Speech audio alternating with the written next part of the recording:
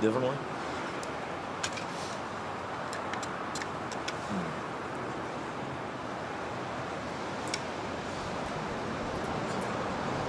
The movie career is a tough biz, you know? It's working all day and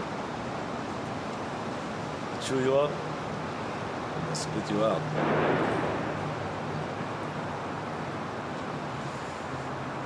So you gotta follow your own rules. Schatten's rules. Yeah? So regrets.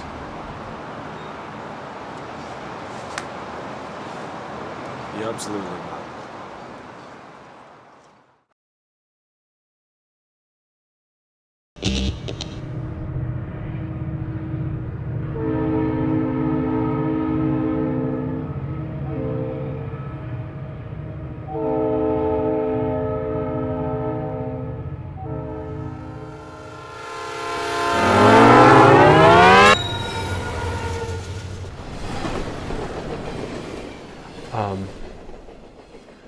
My name is Matt Meyer. I am an audio scientist. I've been studying the last sound of the life and work of the world's greatest boom operator, Marlcoos Schatten, for the last 15 years. The sound itself is more mysterious due to the ability of this man to record a perfect sound mix with one boom mic. There will be no element in post-production, no interference. The angle of incidence is perfect for all sounds to meet the microphone completely, so this sound to be there does not line up with the realities of his abilities and his history as a boom operator. His origins begin really with the origins of the boom mic itself. He was trained by the great Honeycomb, the inventor of the boom mic, a wiry young man with really just a dream about the way the world should hear things, and we'll hear their dreams, really. The first prototypes of the boom mics were, we would consider them clunky beasts today. Usually it would take 2 to 3 men to hold them. The microphones themselves were so large. It was this man who was later blacklisted and forced to travel the world on a boat making films. Exiled and disillusioned by American filmmaking, he traveled the world for 50 years. Booming thousands of foreign film. Honeycomb found a stowaway, a scrawny, I believe he was 16-year-old young man who spoke some Germanic-Russian mixture that at first was not discernible to him, but after 5 days or so they began to communicate, began discussing the greater points about sound, not just mic placement. You know, what is the nature of sound? What does an ear sound like? Questions really metaphysical. The circumstances surrounding the shipwreck, some say it was structurally unsound, the ship itself, others that 6 bolts of lightning hit it in rapid succession. A lone survivor who would never speak of the wreck again was all that was left. 3 miles southeast on the Santa Monica beach, Lethal Injection, the first in the franchise, director Adam Henry's action opus is being shot, and he is embroiled in a conflict with his sound crew. They were having trouble getting the dialogue while a speedboat was jumping over an exploding tidal wave. In a fury, he rips the boom mic away from the sound man, runs towards the water, and just hurls it into the ocean. But right before the boom hits the water, a hand shoots out. And as Adam Henry said in his autobiography, it was as if the boom pole itself was lifting him from the frothy depths of the sea, and I could not tell which was Excalibur. You can hear the water, the drops of water coming off of the tidal wave. You can hear the licking of the flames and the explosion. I feel like you hear smoke wisping across the microphone. The studio executives were given the piece with a perfect audio mix and thought, this is amazing, this is an experience. And they asked, how the F did this happen? And all Adam Henry could do was say, Schatten.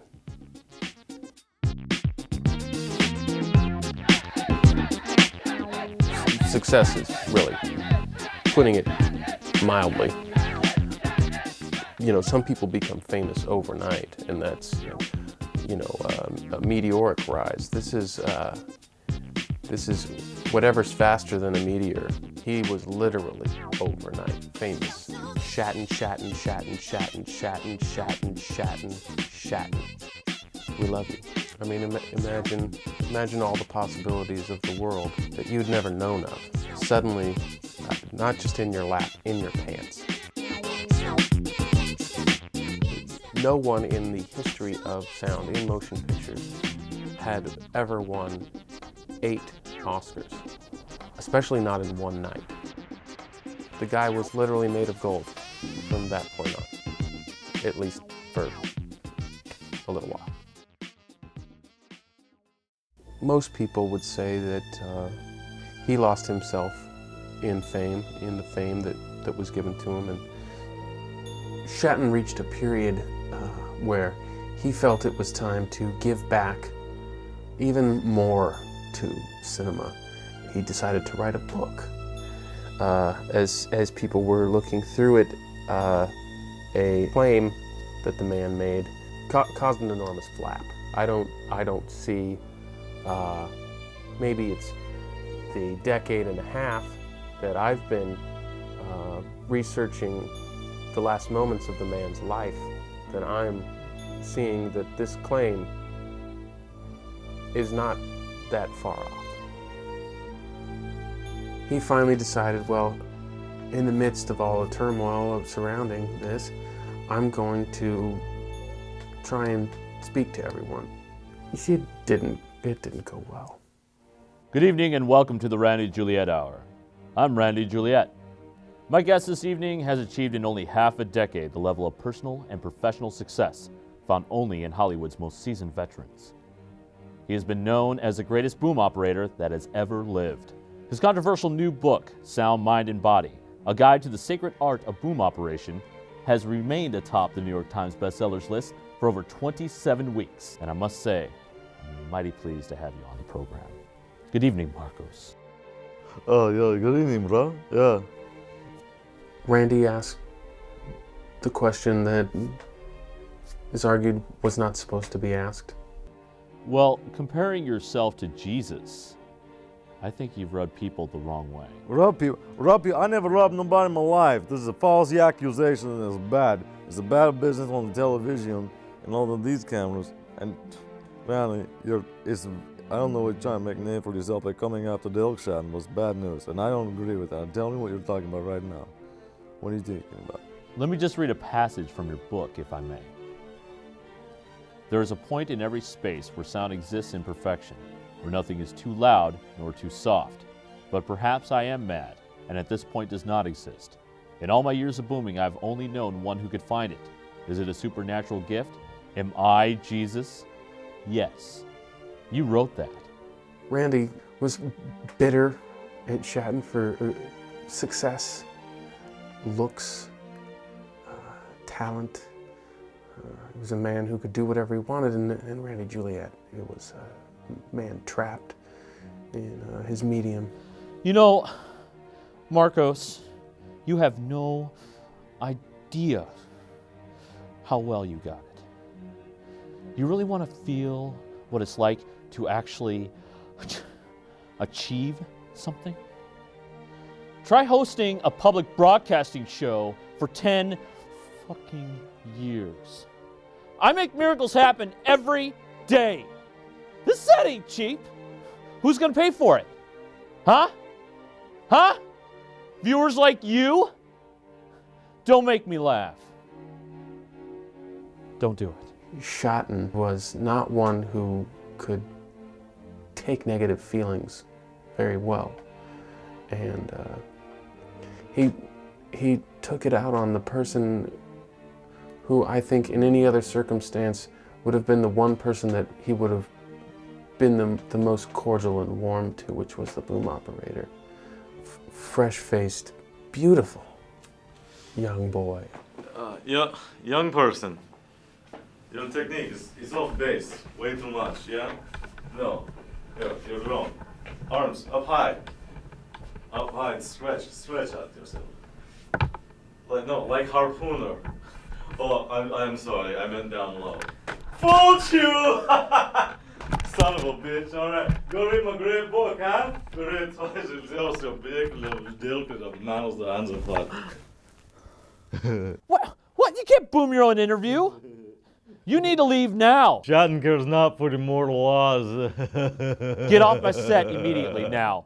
Get off now. Okay, bye. Get off now. Leave. Bye, America. Now. Okay, I'm out. Well, you've heard it here first, ladies and gentlemen. Marlcoos dealt Schatten has finally snapped. Good night, good luck. Don't forget to vote and support the Contras. Schatten removed himself from society and entered into a period of seclusion, a purely experimental realm. He wanted to know how to really describe something in sound that would be almost like an archetype of sound.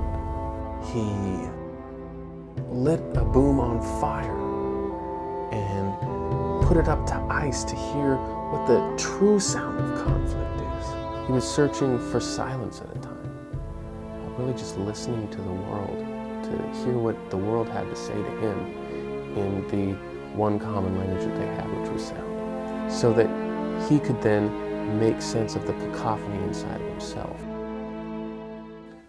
Late 1988, Schatten vanishes entirely. He just is completely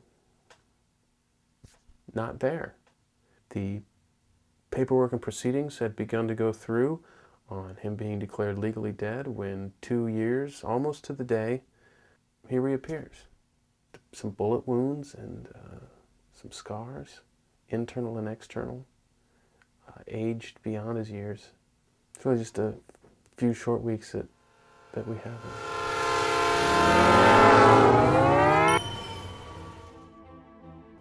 At this point in my project, I have nowhere else to go, no further. This is the edge. I'm staring off into nothingness and screaming a question. To understand any further, I would myself have to jump in front of a train.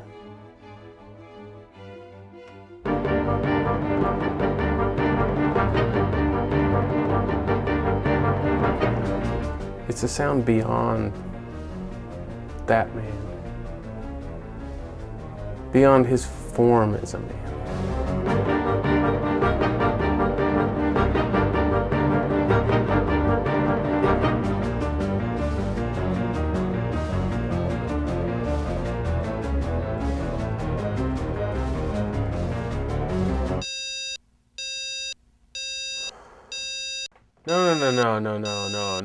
No. What do you... No! What's the answer? Humanity's just not meant to know. You know, I'm ready to move on. I don't know, maybe I'll get a job teaching. You know, fuck it. Manche nennen mich den Weltraum-Cowboy. Yeah. Die anderen nennen mich den Gangster der Liebe. Wiederum andere nennen mich Borisa. Denn ich sag, wie die Dinge wirklich sind. Leute reden über mich, Baby. Sagen, ich tu dir weh. Doch mach dir keine Sorgen. Nein, weil ohne dich nirgendwo hingehen. Ich bin Rosa, ich bin Spinner, ich häng als Poster